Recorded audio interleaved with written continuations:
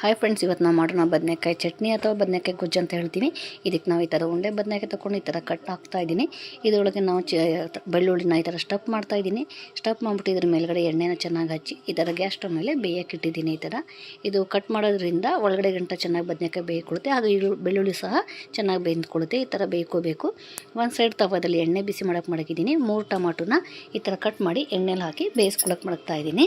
ಇದ್ರ ಜೊತೆ ಬೆಳ್ಳುಳ್ಳಿ ಸಹ ಹಾಕಿದ್ದೀನಿ ನಾನು. ಬೆಳ್ಳುಳ್ಳಿ ಹಾಕೋದ್ರಿಂದ ಈ ಥರ ಬೇಯಿಸ್ಕೊಂಡು ಅದು ತುಂಬ ಚೆನ್ನಾಗಿ ರುಚಿ ಕೊಡುತ್ತೆ ಅಂತ ಬೆಳ್ಳುಳ್ಳಿನ ಇದ್ರ ಜೊತೆಲಿ ಹಾಕಿ ಬೇಯಿಸ್ಕೊಳ್ತಾ ಇದ್ದೀನಿ ನಾನು. ನೋಡಿ ಈ ಥರ ಒಂದು ಸೈಡ್ ನೋಡಿ ಬದನೆಕಾಯಿ ಈ ಥರ ಚೆನ್ನಾಗಿ ಬೇಯ್ತಾ ಐತೆ. ನೋಡಿ ಟೊಮಾಟೊ ಆಲ್ಮೋಸ್ಟ್ ಆಗಿ 2 ಸೈಡಿನ ಚೆನ್ನಾಗಿ ಬೇಯ್ತಾ ಐತೆ. ಇನ್ನೊಂದು ಸ್ವಲ್ಪ ಬೇಯಬೇಕು, ಯಾಕಂದರೆ ಚೆನ್ನಾಗಿ ಬೇಯ್ದಷ್ಟು ಸಿಪ್ಪೆನೂ ಚೆನ್ನಾಗಿ ಬರುತ್ತೆ. ಮ್ಯಾಶ್ ಚೆನ್ನಾಗಿ ಮಾಡ್ಕೋಬೋದು ನಾವು ಇದನ್ನು. ನೋಡ್ತಾ ಇದ್ದೀರಲ್ಲ ಫ್ರೆಂಡ್ಸ್, ಇವಾಗ ಮತ್ತು ನೋಡಿ ಬದನೆಕಾಯಿ ಬೆಂದಾಗೈತೆ. ಇದು ಚೆನ್ನಾಗಿ ಬೆಂದಾದಮೇಲೆ ಇದ್ರ ಸಿಪ್ಪೆನೆಲ್ಲ ತೆಗಿತಾ ಇದ್ದೀನಿ. ಇದು ತುಂಬ ಬಿಸಿ ಇರೋದ್ರಿಂದ ನಾನು ಚಾಕುವಿಂದ ಕಟ್ ಮಾಡ್ತಾಯಿದ್ದೀನಿ. ಕಟ್ ಮಾಡಿಬಿಟ್ಟು ಇದರೊಳಗಿರೋ ಬೆಳ್ಳುಳ್ಳಿನೆಲ್ಲ ತೆಗಿತಾ ಇದ್ದೀನಿ ನಾನು. ಈ ಥರ ತೆಗೆದು ಸೈಡಲ್ಲಿ ಸಪ್ರೇಟಾಗಿ ಮಡಗ್ತಾ ಇದ್ದೀನಿ. ಇದನ್ನು ನೋಡಿ ತಣ್ಣಗಾಗಿ ಬಿಡ್ತೀನಿ. ಇವಾಗ ತಣ್ಣಗಾದ್ಮೇಲೆ ಇದನ್ನ ಚೆನ್ನಾಗಿ ಮ್ಯಾಶ್ ಮಾಡ್ಕೋಬೇಕು. ಹಾಗೆ ಟೊಮಾಟೋನು ಇದು ಬೆಂದೋಗೈತೆ. ಇದನ್ನು ತೆಗೆದು ಇದ್ರ ಸಿಪ್ಪೆನೆಲ್ಲ ತೆಗಿತಾ ಇದ್ದೀನಿ. ಇದರಲ್ಲಿರೋ ಬೆಳ್ಳುಳ್ಳಿ ಎಲ್ಲ ಸೈಡ್ ಮಾಡ್ತಾ ಇದ್ದೀನಿ. ಇದನ್ನು ಸಹ ನಾವು ಮ್ಯಾಶ್ ಮಾಡಿಕೊಂಡು ಈ ಥರ ಮ್ಯಾಶ್ ಮಾಡ್ಕೊಂಡಿದ್ದೀನಿ. ನೋಡಿ, ನೀವು ಕೈಯೆಲ್ಲಾರು ಮಾಡ್ಕೋಬೋದು, ನಿಮ್ಮ ಇಷ್ಟ. ಹಾಗೆ ಬೆಳ್ಳುಳ್ಳಿನ ಚೆನ್ನಾಗಿ ಈಗ ಕುಟ್ಟಣೆಲ್ಲ ಕುಟ್ಕೊಳ್ತಾ ಇದ್ದೀವಿ. ಇದಾದಮೇಲೆ ಒಂದು ಬಾಣಲಿ ತೊಗೊಂಡು ಅದಕ್ಕೆ ಎಣ್ಣೆ ಹಾಕಿ ಬಿಸಿ ಮಾಡ್ತಾಯಿದ್ದೀವಿ. ಇವಾಗ ಎಣ್ಣೆ ಬಿಸಿ ಆಗೈತೆ ಫ್ರೆಂಡ್ಸ್. ಇದಕ್ಕೆ ಸ್ವಲ್ಪ ಜೀರಿಗೆ ಹಾಕ್ತಾಯಿದ್ದೀವಿ ಒಗ್ಗರಣೆಗೆ. 2 ಒಣಗಿರೋ ಮೆಣಸಿನ್ಕಾಯಿ ಹಾಕ್ತಾಯಿದ್ದೀನಿ. ಈ ಥರ ಮುರಿದು ಹಾಕ್ತಾಯಿದ್ದೀನಿ. ಮತ್ತು 2 ಚಿಕ್ಕ ಚಿಕ್ಕ ಈರುಳ್ಳಿನ ನಾವು ಸಣ್ಣದಾಗಿ ಹೆಚ್ಕೊಂಡು ಇದನ್ನು ಒಗ್ಗರಣೆಗೆ ಸಹ ಹಾಕ್ತಾಯಿದ್ದೀನಿ.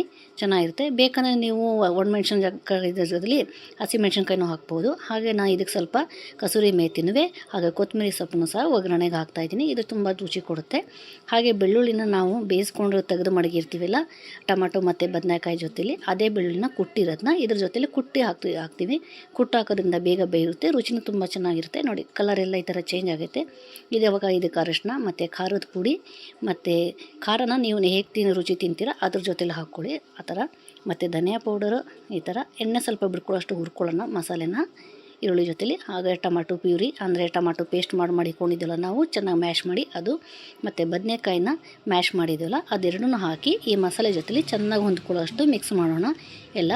ಅದಾದಮೇಲೆ ಲಾಸ್ಟಿಗೆ ನಾವು ರುಚಿಗೆ ತಕ್ಕಷ್ಟು ಉಪ್ಪು ಹಾಕಿ ಅದನ್ನು ಮಿಕ್ಸ್ ಮಾಡಿಬಿಟ್ಟು ಅದು ಚೆನ್ನಾಗಿ ಬೇಯ್ಕೋಬೇಕು. ಯಾಕಂದರೆ ಉಪ್ಪು ಇವಾಗ ಹಾಕಿದ್ರಿಂದ ಅದೆಲ್ಲ ಮಿಕ್ಸ್ ಆಗಬೇಕು. ಇವಾಗ ಇದು ರೆಡಿ ಆಗೈತೆ.